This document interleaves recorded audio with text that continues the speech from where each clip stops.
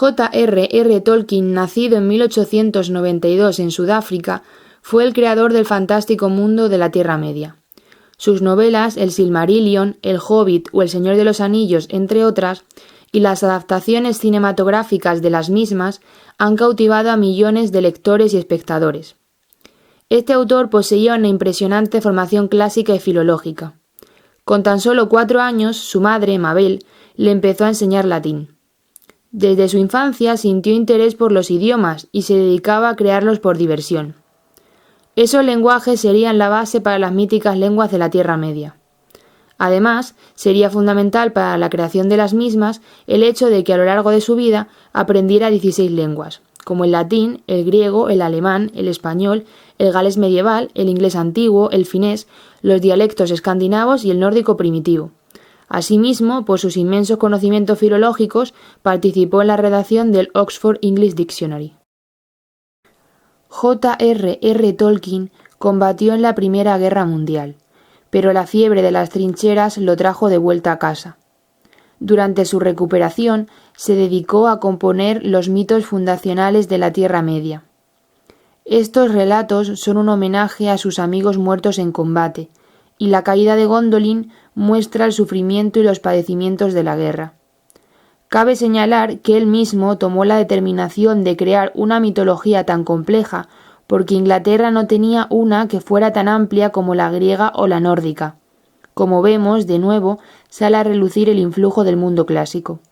Esta decisión de Tolkien se debía también a que él era consciente de que sus lenguas inventadas solo se conservarían con el transcurrir de los años si se incluían dentro de un universo. Por eso desarrolló el vasto mundo de la Tierra Media. Debido a sus estudios, él era un gran conocedor de los autores griegos y latinos.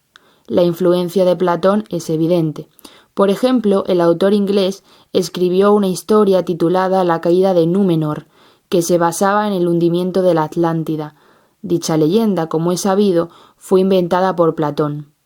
Este filósofo griego también le inspiró a la hora de crear el objeto en el que se centra la trilogía del Señor de los Anillos, el Anillo Único o el Anillo de Poder. Esta sortija, forjada por Sauron en el Monte del Destino, entre las muchas virtudes que concede, como leer la mente, controlar a unos espectros conocidos como Nazgûl, comprender otras lenguas o aumentar el poder que uno ya posee, le otorga la invisibilidad al ser humano que se la ponga en el dedo. Esta joya con dicha propiedad ya la encontramos en el segundo libro de la República de Platón. En esta obra, el autor, a través del personaje de Glaucón, nos cuenta la siguiente historia. Giges era un pastor que servía al entonces rey de Lidia. Un día sobrevino una gran tormenta y un terremoto que rasgó la tierra y produjo un abismo en el lugar en que Giges llevaba el ganado a pastorear. Asombrado al ver esto, descendió al abismo y halló, entre otras maravillas que narran los mitos, un caballo de bronce hueco y con ventanillas, a través de las cuales divisó adentro un cadáver de tamaño más grande que el de un hombre, según parecía, y que no tenía nada excepto un anillo de oro en la mano. Giges le quitó el anillo y salió del abismo. Ahora bien, los pastores hacían su reunión habitual para dar al rey el informe mensual concerniente a la hacienda cuando llegó Giges llevando el anillo. Tras sentarse entre los demás, casualmente volvió el engaste del anillo hacia el interior de su mano. Al suceder esto, se tornó invisible para los que estaban allí sentados, quienes se pusieron a hablar de él como si se hubiera ido. Giges se asombró y luego, examinando el anillo, dio vuelta el engaste hacia afuera y tornó a hacerse visible. Al advertirlo, experimentó con el anillo para ver si tenía tal propiedad, y comprobó que así era. Cuando giraba el engaste hacia adentro, su dueño se hacía invisible, y cuando lo giraba hacia afuera, se hacía visible. En cuanto se hubo cerciorado de ello, maquinó el modo de formar parte de los que fueron a la residencia del rey como informantes, y una vez allí sedujo a la reina, y con ayuda de ella mató al rey y se apoderó del gobierno. Como se puede advertir, el anillo de Giges y el de Sauron comparten la propiedad de conceder la invisibilidad, pero dicho estado no se consigue de la misma manera. Los pasos a seguir son distintos. En el caso del relato platónico, el portador debe hacer girar el engaste hacia adentro o hacia afuera. En la primera posición, el individuo desaparece y en la segunda se hace visible de nuevo. En cambio, el funcionamiento de la sortija de Tolkien es mucho más sencillo. Basta con que su propietario la deslice por su dedo para que su figura se desvanezca. Así lo vemos en la Comunidad del Anillo, cuando Frodo se lo pone accidentalmente en la taberna del Pony Pisador. Antes de centrar nuestra atención en los efectos del anillo y el significado de dicho objeto en ambas composiciones, es preciso hablar de dos obras del siglo XVIII y XIX, El anillo de Giges, de José de Cañizares, y El hombre invisible, de H. G. Wells. En la primera se toma como base la narración platónica sobre Giges, y en la segunda su protagonista descubre la manera de volverse invisible. El dramaturgo español del siglo XVIII, José de Cañizares, aunque también consultó el relato de Heródoto sobre este pastor que se hizo rey, sin duda tuvo presente la versión de Platón, porque en esta, al contrario que en la del historiador, sí se hace referencia al anillo mágico. Su obra teatral tiene como epicentro esa joya, que le permitirá a Giges llevar a cabo todo tipo de artimañas para conseguir sus objetivos. Ciertamente, la similitud entre la historia narrada por Platón y la de Cañizares tan solo se advierte al principio. Giges es un pastor que encuentra en una cueva un anillo mágico. En esto coinciden. Sin embargo, el autor español se apartará de la senda platónica y no hablará de un adulterio ni de un ataque directo contra el monarca por parte del protagonista, pues, debido a la época en la que se compuso el drama, estos actos no estarían bien vistos. Por el contrario, el pastor tratará de auxiliar al rey Caudales ante el intento de derrocamiento orquestado por Filocles, el rey de los magnesios. Además, al final de la obra, por medio de una anagnórisis, se revelará que Giges es realmente un sobrino perdido del soberano de Lidia. Por lo tanto, accederá al trono de manera legítima, no como ocurre en el texto platónico. H. G. Wells, por su parte, en su novela de ciencia ficción El hombre invisible, habla de un científico que consigue la invisibilidad, pero su relato presenta grandes diferencias con la historia platónica, que serán explicadas un poco después. Es importante señalar que probablemente se inspiró en la leyenda narrada por Platón, porque se sabe que durante su estancia en Upark, una casa donde trabajaba su madre, leyó libros como La República de dicho autor griego. Por tanto, no se trata de una casualidad, ya que Platón se encuentra entre sus fuentes. La sortija que aparece en La República de Platón, en El anillo de Giges de Cañizares y en El Señor de los Anillos de Tolkien simboliza la ambición desmedida. En el caso del hombre invisible, aunque no se menciona ningún anillo, esta idea también se refleja. La capacidad de volverse invisible es lo que corrompe al científico Griffin. Un poder así pervierte al ser humano, pues le permite cometer crímenes y salir impune de ellos.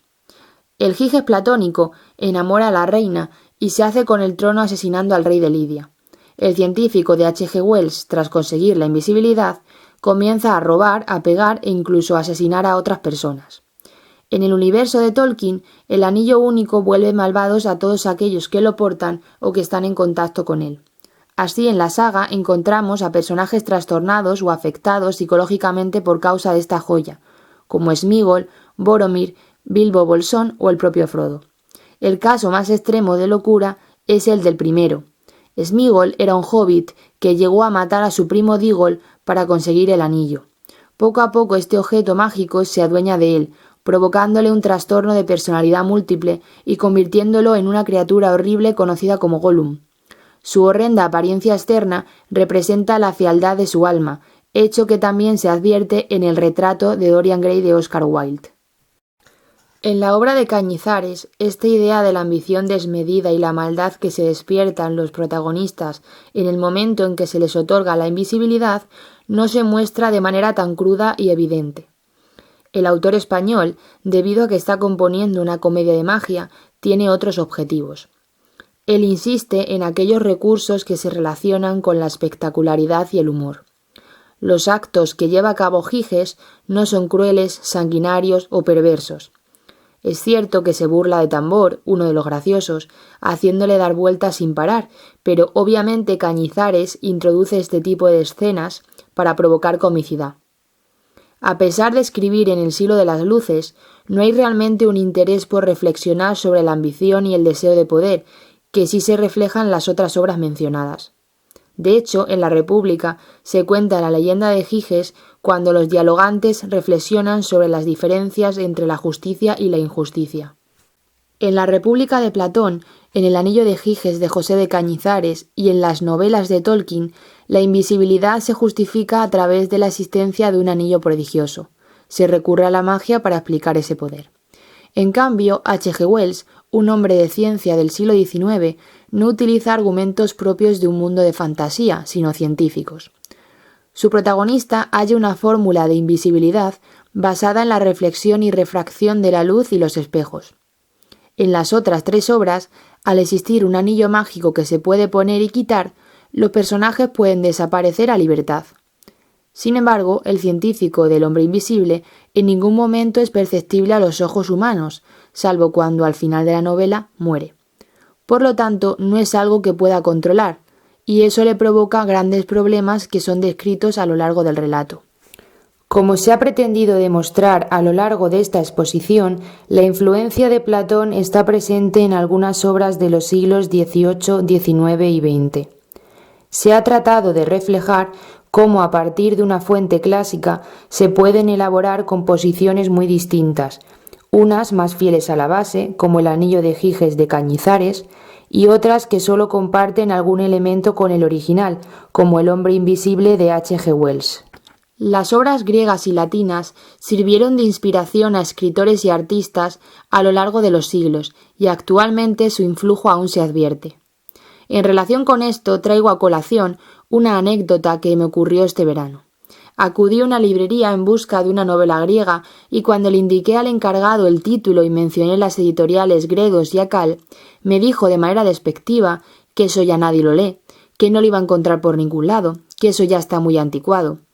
Pero ese hombre se equivocaba, y eso es lo que pretendemos manifestar con este tipo de vídeos, que las clásicas siguen vivas, que en los autores griegos y romanos está el epicentro, el punto de partida de nuestra cultura, que a pesar de lo que nos quieren hacer creer, estudiar filología clásica no es una pérdida de tiempo, porque en ese pasado se originaron las semillas sin germinar de nuestro presente, y porque el futuro se forjará con las indelebles huellas de la antigüedad grecolatina.